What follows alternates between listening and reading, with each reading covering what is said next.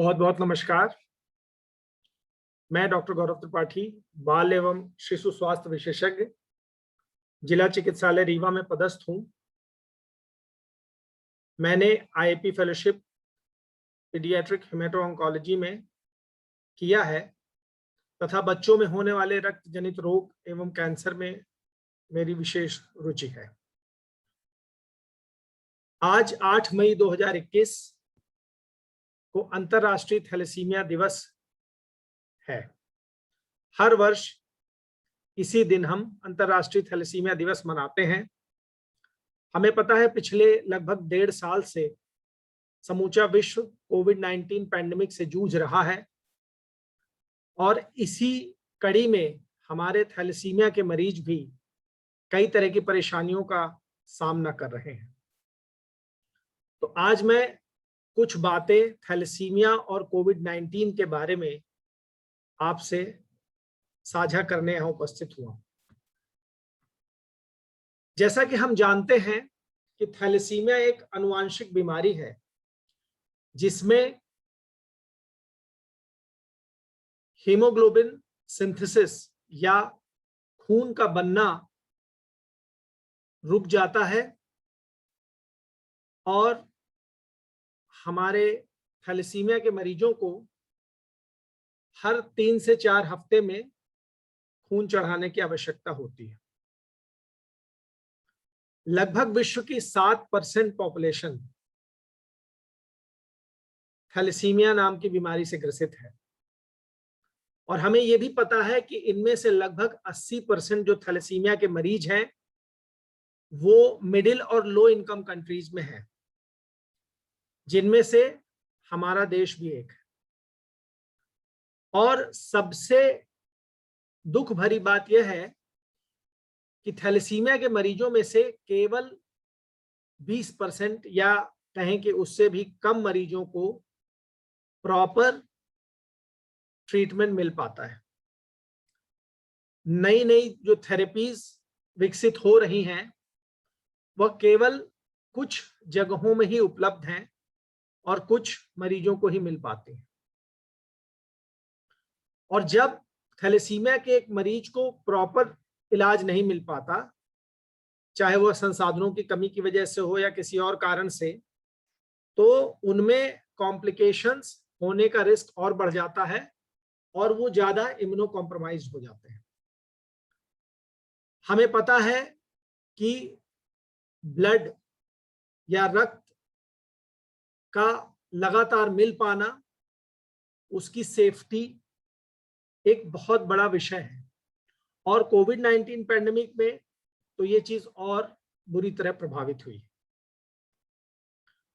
Middle और low income countries में mostly जो थैलेसीमिया के मरीज होते हैं वह 20 से 25 साल की उम्र तक नहीं पहुंच पाते, उससे पहले ही खत्म हो जाते हैं। तो ये सारी जो दिक्कतें हैं उनके बारे में सोचते हुए थैलेसीमिया इंटरनेशनल फेडरेशन, जिसको हम टिफ कहते हैं, ने वर्ष 1994 से हर साल 8 मई को अंतर्राष्ट्रीय थैलेसीमिया दिवस मनाने का निर्णय लिया।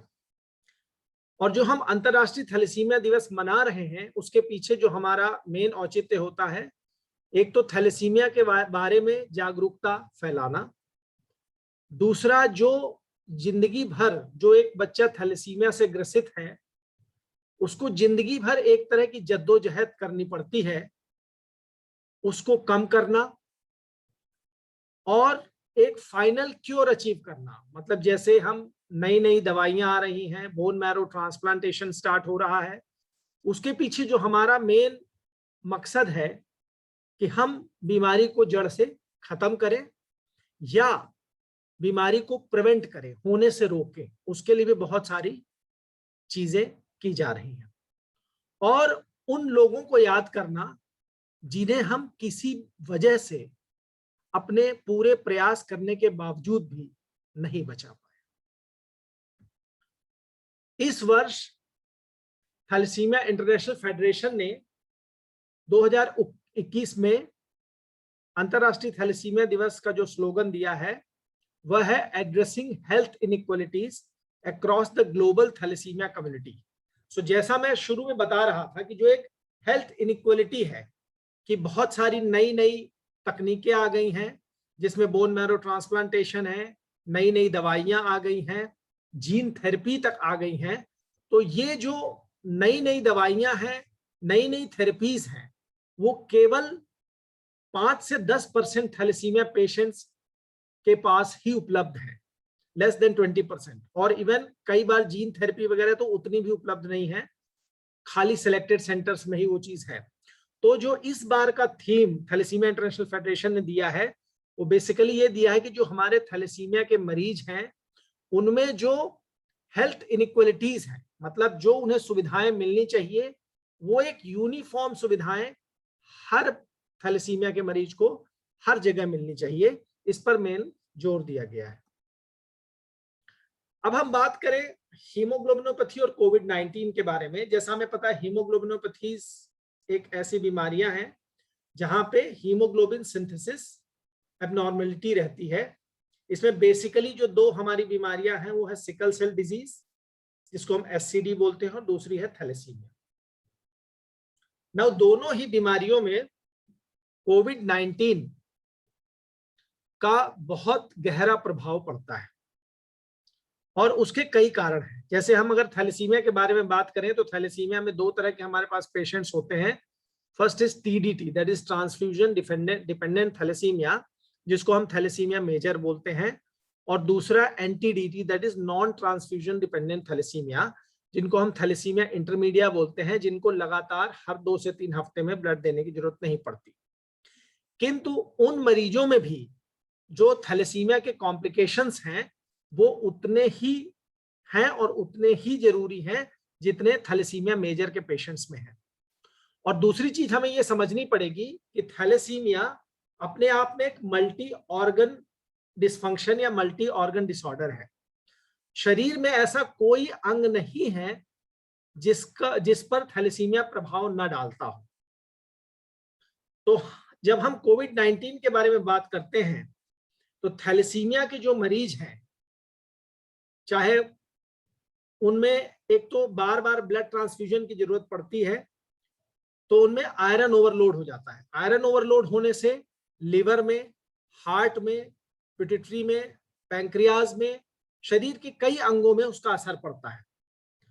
दूसरी चीज, आयरन ओवरलोड की वजह से थैलेसीमिया के पेशेंट्स में बहुत सारे हार्मोनल डिस्टर्बेंसेस होते हैं, जिसको हम एंडोक्रिनोपैथी बोलते हैं।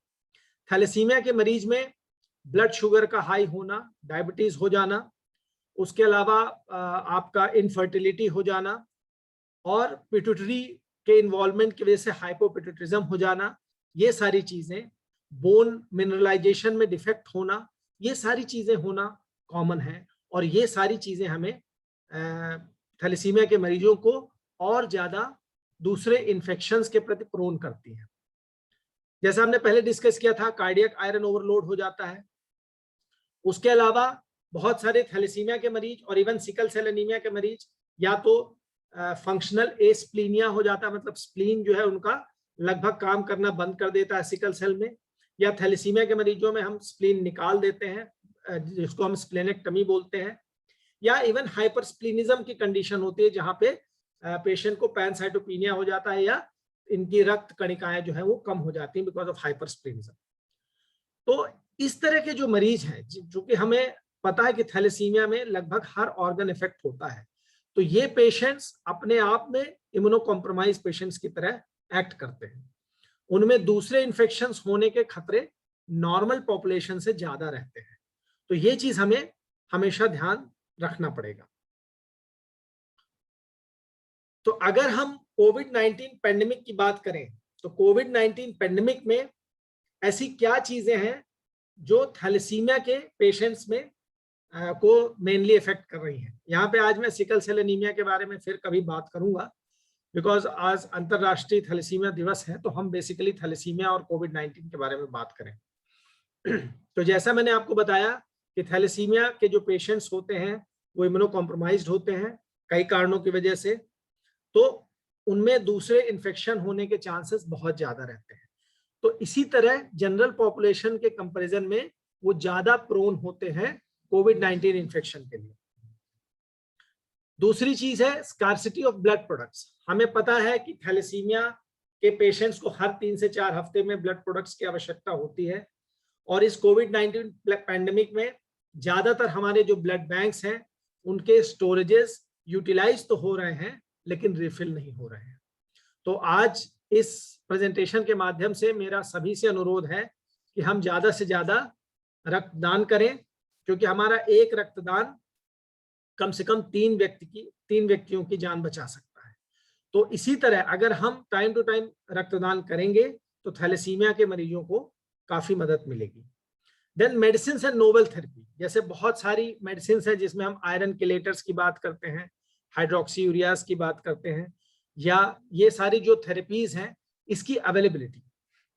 और इस बारे में मैं ये जरूर कहना चाहूंगा कि हमारे यहाँ मध्य प्रदेश में नेशनल हेल्थ मिशन के माध्यम से जो ब्लड सेल यूनिट बनाई गई है, उसका एक बहुत अच्छा प्रयास ये रहा कि हर जिला अस्पताल में iron chelators, hydroxyureas, factor 8, factor 9, ये सारी चीजें जो हैं फ्री ऑफ कॉस्ट अवेलेबल है जिला अस्पतालों में भी, मेडिकल कॉलेजेस में भी।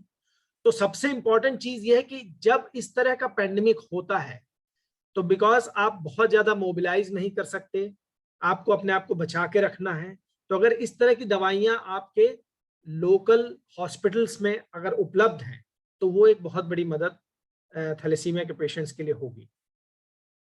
अभी तक ब्लड प्रोडक्ट्स से कोई कोविड ट्रांसमिशन का कोई एविडेंस नहीं है, इसलिए हमें ब्लड जो बच्चों में थैलेसीमिया पेशेंट्स में जो ब्लड चढ़ता है तो इस बारे में कोई भ्रांति नहीं रखनी चाहिए कि ब्लड चढ़ाने से कोविड इन्फेक्शन हो जाएगा, ऐसा कोई प्रूफ नहीं है।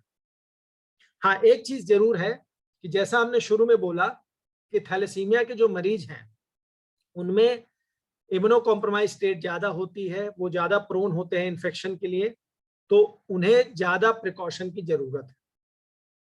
हम फेस मास्क यूज करना, फिजिकल डिस्टेंसिंग करना, हैंड एंड रेस्पिरेटरी हाइजीन, बार बार हाथ धोना, ये सारी चीजें हमें ज्यादा स्ट्रिक्टली थैलेसीमिया के मरीजों में लागू करनी चाहिए। जहां तक जरूरत ना हो हॉस्पिटल और भीड़ भाड़ वाली जगहों से उन्हें बचाएं। अगर हॉस्पिटल्स में भी आए तो ये सारे प्रिकॉशंस का पालन करें। नेक्स्ट, जब हम बात करते हैं, एक बहुत इंपॉर्टेंट पॉइंट है थैलेसीमिया के मरीजों में कोविड-19 वैक्सीनेशन। सो सबसे बड़ी चीज जो है वो ये है कि कोविड-19 vaccine thalassaemia, sickle cell anaemia, इन सभी मरीजों में देना है, क्योंकि इसके बारे में कोई डाउट नहीं होना चाहिए। बहुत सारी जो भी स्टडीज हैं, बहुत सारी स्टडीज ने ये प्रूव किया है कि because patients they are immunocompromised, तो इन पेशेंट्स को हाईली वल्नरेबल ग्रुप में रखा गया है। तो जिस तरह से हम हेल्थ केयर वर्कर्स की बात करते हैं, हम ओल्ड एज पेशेंट्स की बात करते हैं, मोर देन 65 की बात हम कर रहे थे, कार्डियक पेशेंट्स की, डायबिटिक पेशेंट्स की बात कर रहे थे, तो आप ये सोचिए कि थैलेसीमिया के पेशेंट्स में ऑलरेडी कार्डियक कॉम्प्रोमाइज है, ऑलरेडी डायबिटिक चेंजेस हैं, एंडोक्राइनोपैथीज हैं, so they are already immunocompromised. So thalassaemia के जो मरीज हैं वो काफी वल्नरेबल ग्रुप हैं और इनमें वैक्सीनेशन देना ही देना है, इसमें कोई शक नहीं। जब हम बात वैक्सीन की करते हैं तो कोई भी वैक्सीन जो उपलब्ध है वो सेफ वैक्सीन है and that can be given. हाँ, कई और कुछ चीजें और जो लोगों के डिस्कशन में आई कि जो थैलेसीमिया के पेशेंट्स हैं जिनमें स्प्लेनेक्टमी हो गई है, तो कई लोगों का ये मानना है कि उसमें हम एस्पिरिन देंगे या नहीं देंगे, उसका वैक्सीनेशन से कोई लेना देना नहीं है। जो नॉर्मल गाइडलाइन है कि चूंकि स्प्लेनेक्टमी के पेशेंट्स में बेसिकली हमें पता है कि प्लेटलेट काउंट ज्यादा हो जाता है, और अगर प्लेटलेट काउंट 5 लाख से ऊपर है तो हम नॉर्मली एस्पिरिन स्टार्ट करते हैं और वो हम एस्पिरिन कंटिन्यू करते हैं। पर अगर वैक्सीनेशन के टाइम में उनका प्लेटलेट काउंट नॉर्मल है तो ऐसा कुछ एस्पिरिन, लो डोज एस्पिरिन की कोई जरूरत नहीं है। दूसरी चीज, कई लोगों ने बात की कि जैसे थैलिडोमाइड थेरेपी हम देते हैं, तो थैलिडोमाइड थेरेपी के साथ तो हम बेसिकली एस्पिरिन देते ही हैं because it is a prothrombotic drug, तो उसके लिए हम देते हैं। पेशेंट्स जो हार्मोन थेरेपी है में हैं उनके लिए जो नॉर्मल गाइडलाइंस है वो ही हमें फॉलो करनी है। वैक्सीनेशन के लिए अलग से कोई ऐसी गाइडलाइन अभी तक जारी नहीं की गई है। और सबसे इंपॉर्टेंट चीज है वो ये है कि पोस्ट वैक्सीनेशन जब हम बेसिकली थैलेसीमिया के मरीज का जब हम वैक्सीनेशन करा देते हैं उसके बाद भी हमें नॉर्मल पब्लिक या जनरल पब्लिक से ज्यादा सतर्क रहना है। उसका कारण क्या है? उसका कारण ये है कि मोस्टली जो थैलेसीमिया के जो पेशेंट्स होते हैं उन पेशेंट्स में हमें पता है कि वो इम्यूनो कॉम्प्रोमाइज्ड हैं। तो जो भी स्टडीज हुई हैं, जो भी ट्रायल्स हुए हैं, वो उन इम्यूनो कॉम्प्रोमाइज पेशेंट्स या स्प्लेनेक्टमी पेशेंट्स पे नहीं हुए हैं। दूसरी चीज हमें ये भी पता है कि बिकॉज जो इम्यून सिस्टम है उनका उस तरह से काम नहीं करता जिस तरह से नॉर्मल व्यक्ति का करता है। तो एक सिंपल सा लॉजिक है कि अगर हम वैक्सीन देते हैं तो जो उसकी एफिकेसी है, मतलब उसका जो प्रोटेक्शन रेट है, हो सकता है थैलेसीमिया के मरीज में उतना कारगर ना हो जितना एक नॉर्मल व्यक्ति में होता है। मेरा मतलब अगर नॉर्मल व्यक्ति में 90% प्रोटेक्शन है तो हो सकता है थैलेसीमिया के मरीज में 60 या 70% प्रोटेक्शन हो। तो प्रोटेक्शन है, वैक्सीनेशन लेना है, इसमें कोई शक नहीं है। किंतु वैक्सीनेशन के बाद हमें थैलेसीमिया के मरीजों में जो हम प्रिकॉशंस ले रहे थे, हमारा हैंड हाइजीन, रेस्पिरेटरी हाइजीन और भीड़ भाड़ से बचना और आपका फिजिकल डिस्टेंसिंग, वो उसी तरह से जारी रहनी चाहिए। और नॉर्मल पब्लिक से, जैसे हम पहले बोल रहे थे कि नॉर्मल पब्लिक से ज्यादा सतर्क रहना है, इवन वैक्सीनेशन के बाद भी हमें नॉर्मल पब्लिक से ज्यादा सतर्क रहना चाहिए। सो आज अंतरराष्ट्रीय थैलेसीमिया दिवस के उपलक्ष्य में बस ये कुछ बातें मैं आपके साथ शेयर करना चाह रहा था। और इसी आशा के साथ कि जल्द ही ये ग्लोबल पैंडेमिक समाप्त होगा, हम सब घर में रहें, सुरक्षित रहें, एक दूसरे की मदद करें और इसी तरह आपस में इस पैंडेमिक से लड़ते रहें। धन्यवाद।